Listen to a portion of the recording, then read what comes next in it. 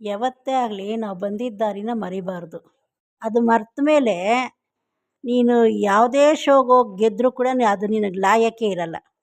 ನಾನು ಏನಕ್ಕೆ ಇದನ್ನು ಹೇಳ್ತಾ ಇದ್ದೀನಿ ಅಂದರೆ, ಕಾವ್ಯ ಜರ್ನಿ ಬಗ್ಗೆ ಹೇಳಿದ್ಲು, ಎಲ್ಲ ಹೇಳ್ಕೊಂಡ್ಳು. ಅವಳು ಡಿ.ಕೆ.ಡಿಗೆ ಬಂದಿದ್ದು ನಮಗೆಲ್ಲ ಗೊತ್ತು.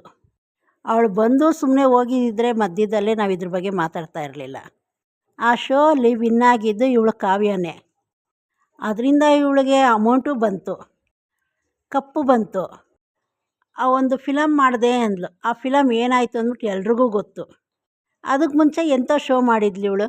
ಅದು ಅಂಥ ರಿಯಾಲಿಟಿ ಶೋಗೆ ಬರೋದಕ್ಕೆ ಪ್ರತಿಯೊಬ್ಬರು ಕಾಯ್ತಾ ಇರ್ತಾರೆ. ಗಿಲ್ಲಿನೂ ಬಂದಿದ್ದ ಡಿ.ಕೆ.ಡಿಗೆ, ಆದರೆ ವಿನ್ ಆಗಿಲ್ಲ ಗಿಲ್ಲಿ. ಅದನ್ನೆಷ್ಟು ನಿಯತ್ತಿಂದ ಅವನೆಷ್ಟು ಚೆನ್ನಾಗಿ ಎಲ್ಲ ಕಡೆನೂ ಹೆಮ್ಮೆಯಿಂದ ಹೇಳ್ಕೊಡ್ತಾ ಇದ್ದಾನೆ. ಇವಳು ವಿನ್ನಾಗಿ ಅದ್ರ ಬಗ್ಗೆ ಇವಳು ಮಾತಾಡಿಲ್ಲ.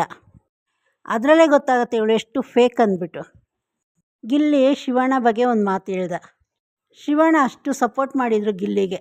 ಗಿಲ್ಲಿ ಬೇರೆ ಕಡೆ ಜಾಸ್ತಿ ಶೋಗಳು ಮಾಡೋವನೇ, ಆ ಥರ ಸಪೋರ್ಟ್ ಎಲ್ಲೂ ಸಿಕ್ಕಿರಲಿಲ್ಲ ಗಿಲ್ಲಿಗೆ. ಯಾರಷ್ಟು ಚಾನ್ಸು ಕೊಡ್ತಾ ಇರಲಿಲ್ಲ ಗಿಲ್ಲಿಗೆ. ಡಿ.ಕೆ.ಡಿಗೆ ಬಂದಮೇಲೆ ಗಿಲ್ಲಿನ ಪ್ರತಿಯೊಂದಕ್ಕೂ ಮುಂದೆ ಕರೆಸ್ತಾಯಿದ್ರು, ಅಷ್ಟು ಸಪೋರ್ಟ್ ಮಾಡಿದರು.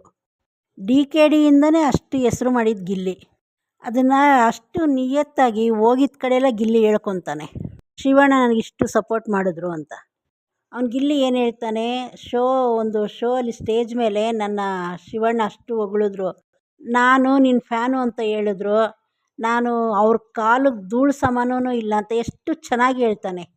ಅದಕ್ಕೆ ಅವನು ಬಂದ ದಾರಿ ನೆನೆಸ್ಕೊಳೋದ್ರಿಂದನೇ ಅವನು ಅಷ್ಟು ಜನನ, ಅಷ್ಟು ಕೋಟಿ ಜನನ ಅವ್ನು ಸಂಪಾದನೆ ಮಾಡಿರೋದು. ಇದರಲ್ಲಿ ಇವಳು ವ್ಯಕ್ತಿತ್ವ ಏನು ಅಂತ ನಮಗೆ ಗೊತ್ತಾಗ್ತಾ ಇದೆ. ಗಿಲ್ಲಿದು ವ್ಯಕ್ತಿತ್ವ ಏನು, ಕಾವ್ಯ ವ್ಯಕ್ತಿತ್ವ ಏನು ಅಂತ ಇದರಲ್ಲೇ ಗೊತ್ತಾಗ್ತಾ ಇದೆ.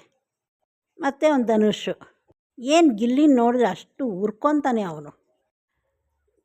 ಕಾವ್ಯ ಕಳಪೆಗೆ ಹೋಗಬೇಕು ಅಂದ್ಬಿಟ್ಟು ಬಿಗ್ ಬಾಸ್ಗೆ ರಿಕ್ವೆಸ್ಟ್ ಮಾಡ್ತಾಳೆ. ಅದಕ್ಕೆ ಇವರೆಲ್ಲ ತಮಾಷೆಗೆ ಏನೋ ಒಂದು ರೀಸನ್ ಕೊಡ್ತಾರೆ. ತಿರ್ಗಿ ಅಲ್ಲಿ ಬಂದುಬಿಟ್ಟು ನೀನು ಗಿಲ್ಲಿ ಜೊತೆ ಹೋಗ್ತೀಯ, ಗಿಲ್ಲಿನ ಕೈ ಇದು ಮಾಡ್ತೀಯ, ಗಿಲ್ಲಿನ ಗುರಾಯಿಸ್ಕೊಂಡು ನೋಡ್ತೀಯ ಅಂತಾನೆ, ನಮಗಿಷ್ಟ ಆಗಿಲ್ಲ ಅಂತ ಹೇಳ್ತಾನೆ. ಅವರಿಬ್ಬರು ಚೆನ್ನಾಗಿದ್ರೆ ಇವನಿಗೇನು ಅಷ್ಟೊಂದು ತೊಂದರೆ, ಇಬ್ರಿಗೂ ತಂದಿಕ್ಕಕ್ಕೆ ನೋಡ್ತಾನೆ ಇವನು. ಅವರಿಬ್ಬರು ಎಲ್ಲನೋ ಕೂತ್ಕೊಂಡಿದ್ರೆ ಗುರಾಯಿಸ್ತಾ ಇರ್ತಾನೆ. ಗಿಲ್ಲಿ ಏನಾದರೂ ಮಾತಾಡಬೇಕಂದ್ರೆ ಯಾವಾಗಲಾದರೂ ಸರಿ ಮಧ್ಯದಲ್ಲಿ ಬರ್ತಾನೆ ಮಾತಾಡೋದಕ್ಕೆ. ಆ ಗಿಲ್ಲಿ ಎಲ್ಲಿರ್ತಾನೆ ಮತ್ತು ಅಲ್ಲೇ ಬಂದು ಕೂತ್ಕೊಳ್ತಾನೆ, ಯಾರ ಹತ್ರ ಚೆನ್ನಾಗಿರ್ತಾನೆ ಅಂದ್ಬಿಟ್ಟು.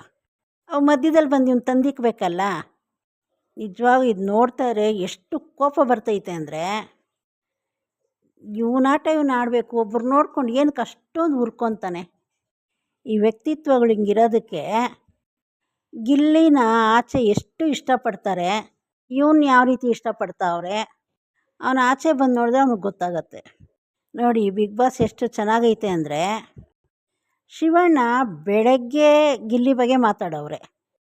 ಗಿಲ್ಲಿ ತುಂಬ ಒಳ್ಳೆ ಹುಡುಗ, ಒಳ್ಳೆ ಹಾರ್ಟ್ ಇದೆ, ಕಾಮಿಡಿ ಎಲ್ಲ ನ್ಯಾಚುರಲಾಗಿ ಬರುತ್ತೆ.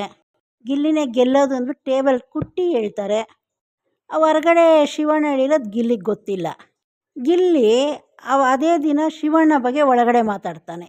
ನನಗೆ ಶಿವಣ್ಣ ಅಷ್ಟು ಸಪೋರ್ಟ್ ಮಾಡಿದ್ರು, ಅವರಿಂದ ನಾನು ಬಂದೆ ಅಂತ ಗಿಲ್ಲಿ ಹೇಳ್ತಾನೆ. ಅದೇ ಶಿವಣ್ಣ ಇವಾಗಲೂ ಸಪೋರ್ಟ್ ಮಾಡ್ತಾರೆ ಅಂತ ಅವನು ಹೊರಗಡೆ ಬಂದು ನೋಡಿದ್ರೆ ಅವನಿಗೆ ಎಷ್ಟು ಖುಷಿ ಆಗ್ತಾನೆ. ಅದಕ್ಕೆ ಹೇಳೋದು ದೊಡ್ಡ ಮನೆ ದೊಡ್ಡ ಮನೆಯೇ ಅಂದ್ಬಿಟ್ಟು. ಇದ್ರ ಬಗ್ಗೆ ನಿಮ್ಗೆ ಏನು ಅನಿಸುತ್ತೆ ಕಮೆಂಟ್ ಮಾಡಿ, ಸಬ್ಸ್ಕ್ರೈಬ್ ಮಾಡಿ.